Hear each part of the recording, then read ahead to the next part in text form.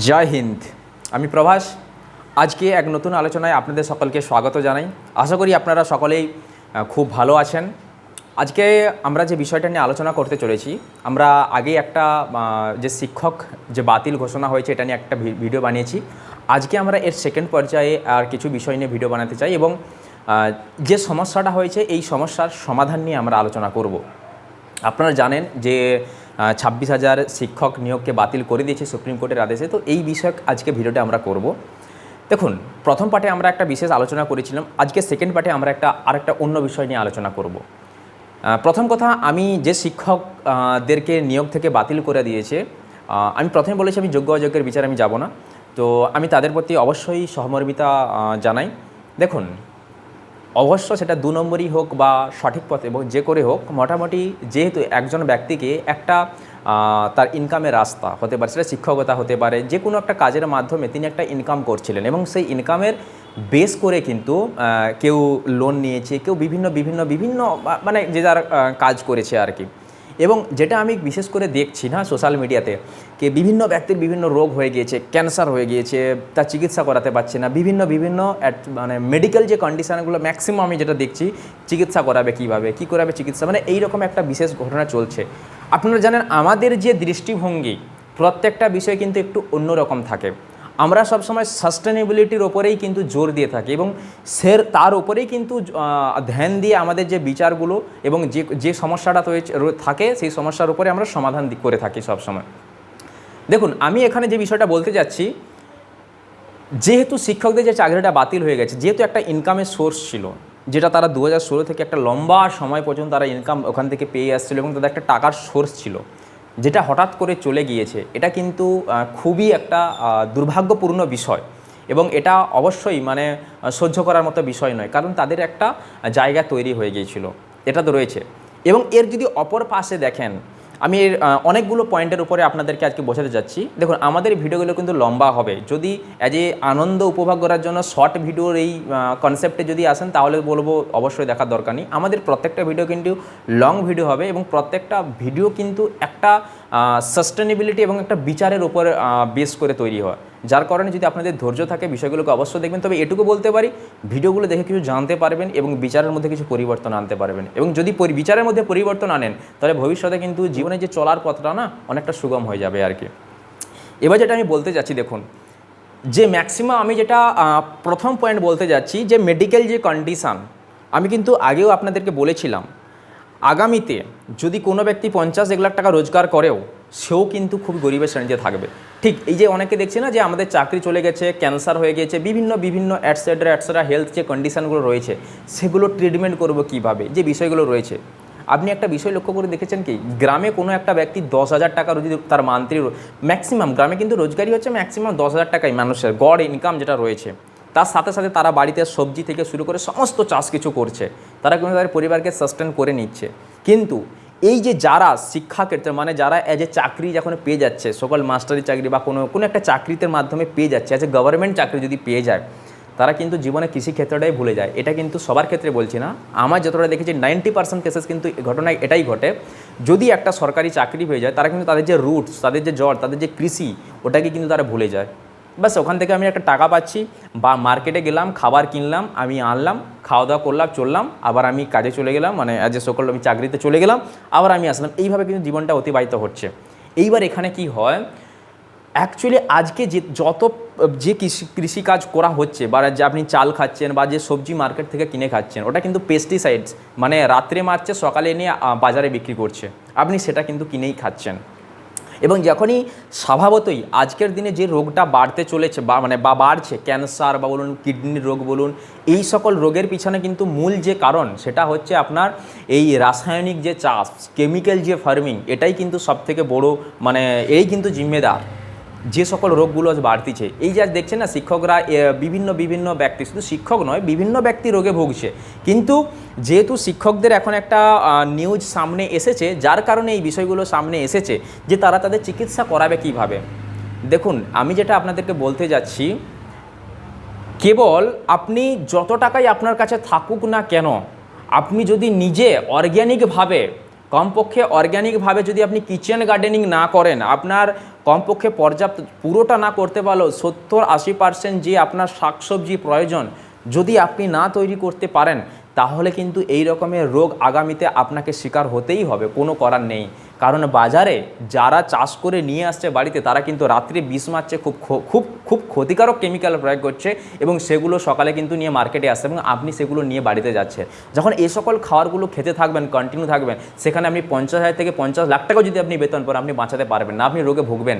Recent একটা আমি case বলি, আমাদের পাঞ্জাবের আমাদের একজন কাস্টমার, সম্মানীয় গ্রাহক, উনি মানে আমাদের যত গ্রাহক রয়েছে না, প্রত্যেকের সঙ্গে একটা পারিবারিক সম্পর্কের মতো আমাদের একটা বন্ধন থাকে আর কি। মানে ওনাদের কোনো সমস্যা হলে আমাদের কাছে ফোন আসে সবসময়।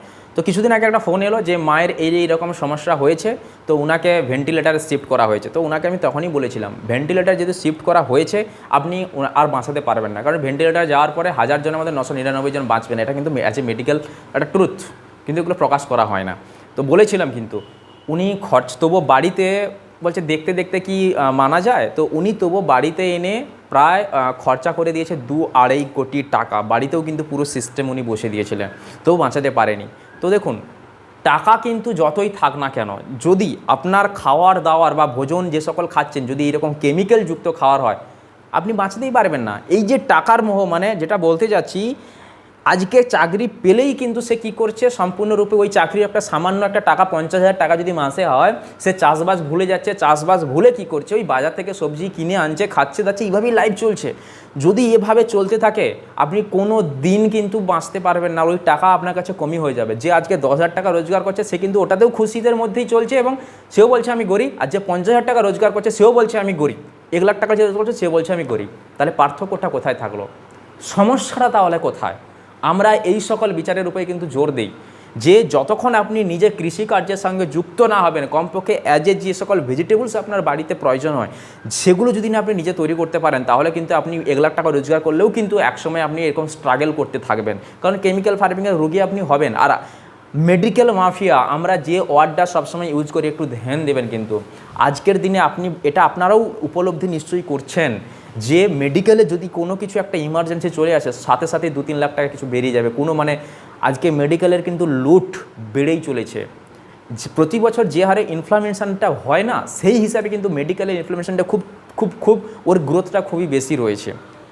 তো এটা একটা বিষয়। তো এই যে যারা চিৎকার করছে বা মানে নিউজে আসছে যে চিকিৎসা করবে কিভাবে, দেখুন, আপনি চাকরি থাকুক আর না থাকুক, যদি আপনি নিজের চাষবাসের সঙ্গে না জুড়ে থাকেন, আপনাকে কিন্তু এরকম সমস্যায় পড়তেই হবে, কোনো করার নেই, পড়তেই হবে। এবং দুর্ভাগ্যবশত সমস্ত কিছু জায়গা, জমিন, টাকা যা আছে, এগুলো শেষ হওয়ার পরে দেহ ত্যাগ করতে হবে। এটা কিন্তু হবেই। শুনতে খারাপ লাগলেও এটাই কিন্তু ট্রুথ, এটা কিন্তু মানতেই হবে।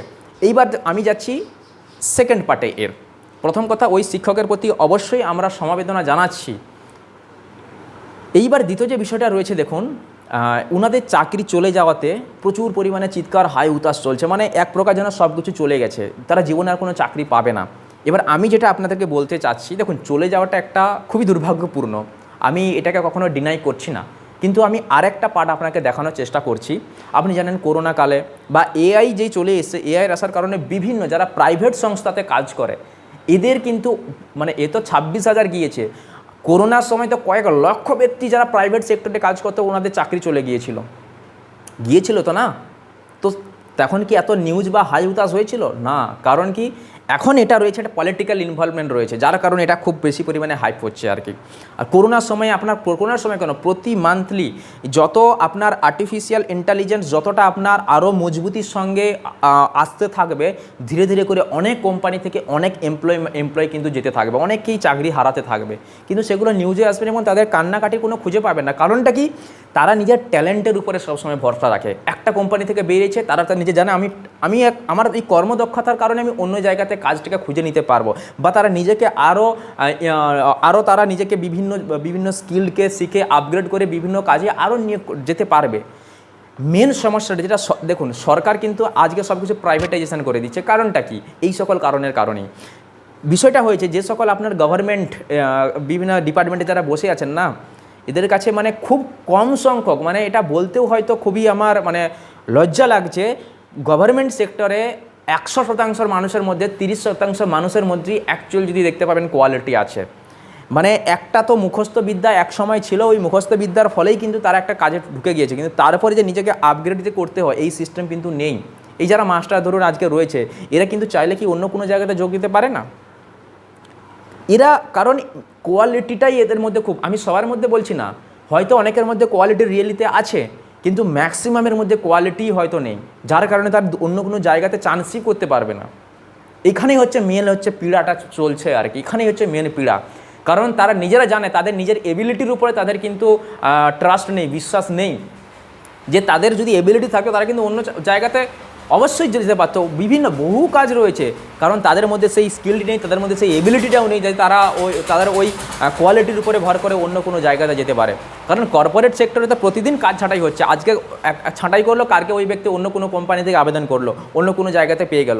কর্পোরেটে কী হচ্ছে, প্রতিদিন নিজে মানুষকে কিন্তু আপগ্রেড করছে। গভর্নমেন্টে যদি একবার আপনি চাকরি পেয়ে যায়, সেখানে কিন্তু আর নিজেকে আপগ্রেড করার কোনো ব্যবস্থা নেই, কোনো সিস্টেম নেই। মানে একটা পুস্তক ওই বছরের পর বছর রোটেই যাচ্ছে, এইভাবেই সিস্টেমটা চলছে আর কি। না নিজে আপগ্রেড হচ্ছে, না বাকি স্টুডেন্টসরা কী করে আপগ্রেড হবে আর কি। তো এটা একটা বিষয় রয়েছে না। তো এইগুলো বিষয়গুলো আমি চেষ্টা করছি আপনাদের যে চিন্তনটাকে একটু ডিফারেন্ট ওয়েতে নিয়ে যাওয়ার জন্য আর কি। প্রথম কথা এই যে একটা আমি চাকরির উপরে বেস করে যে হেলথকে ঠিক রাখা কোনো দিন সম্ভব নয়।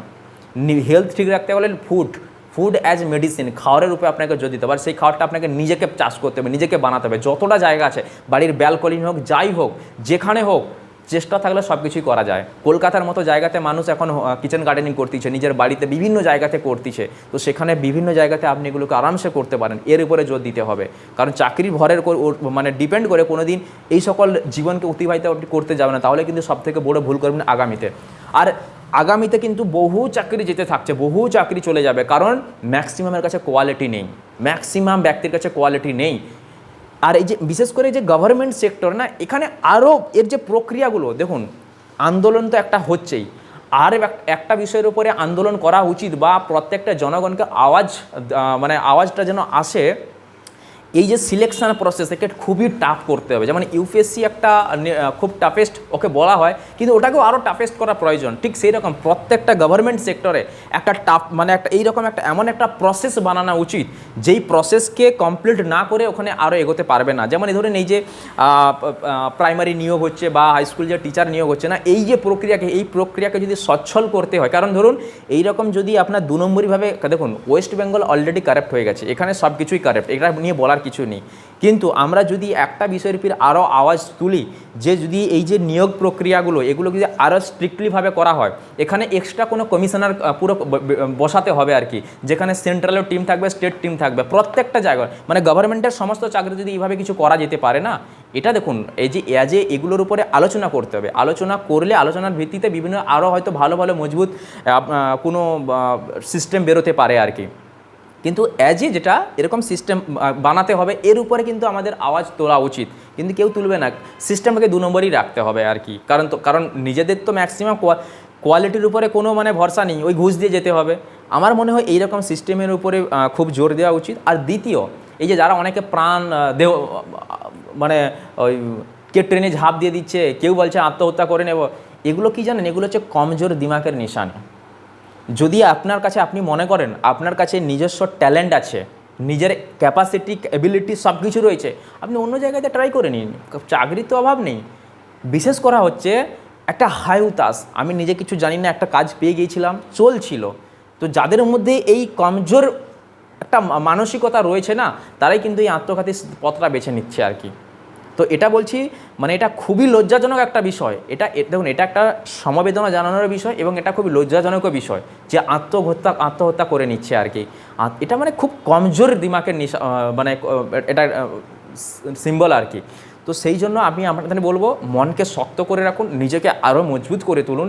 এই সকল কোনো হঠকারিতার সিদ্ধান্ত নিতে যাবে না, আত্মহত্যা করছি, বিভিন্ন কারণ, এই সকল করে কোনো লাভ নেই। দুনিয়া কাজের কি অভাব রয়েছে নাকি? নিজে আরও অন্যান্য বিষয় শিখুন।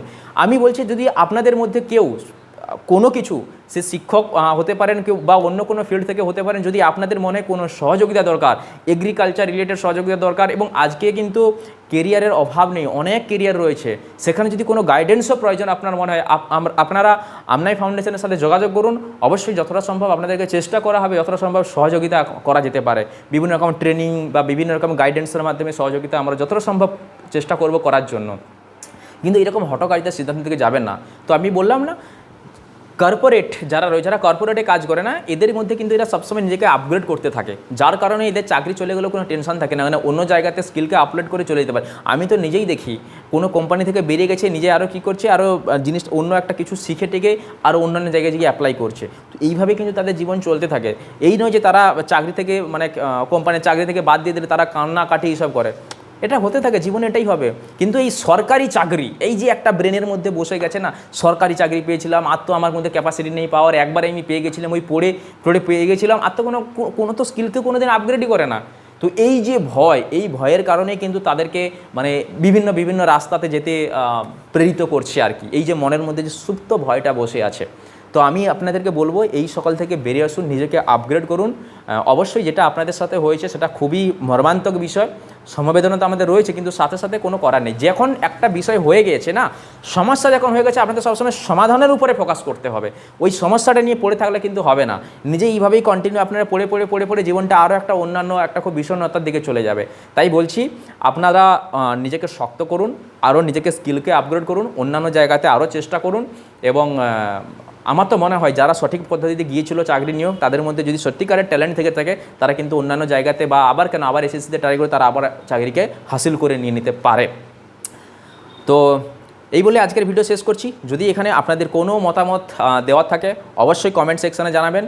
আমরা চেষ্টা করব আমাদের যে বিচারধারা, চিন্তাধারা, এর মাধ্যমে যে সকল সমস্যাগুলো আসতে চলেছে আপনাদেরকে আগামভাবে জানানোর জন্য, এবং যতটা সম্ভব আপনাদের জীবনকে সাস্টেনেবিলিটির দিকে এগিয়ে নিয়ে যাওয়ার জন্য। কারণ সাস্টেনেবিলিটি একমাত্র আপনাদেরকে আগামী সুদূর ভবিষ্যতে কিন্তু বাঁচাতে পারে। কোনো চাকরি বাঁচাতে পারবে না, কিছুই কিন্তু বাঁচাতে পারবে না। যতই চাকরি করুন, নিজেকে কিন্তু নিজের কমপক্ষে যেটুকু সাধারণ প্রয়োজন, ফুড যেটুকু প্রয়োজন, যতটা সম্ভব বাড়িতে তৈরি করতে হবে। তো সেই বিষয়ে আমরা কাজ করছি এবং আপনাদেরকে যতটা সম্ভব আমরা সহযোগিতা করব। চলুন, যদি আপনাদের কোনো এই বিষয়ে মতামত থেকে থাকে অবশ্যই কমেন্টে জানাবেন। জয় হিন্দ।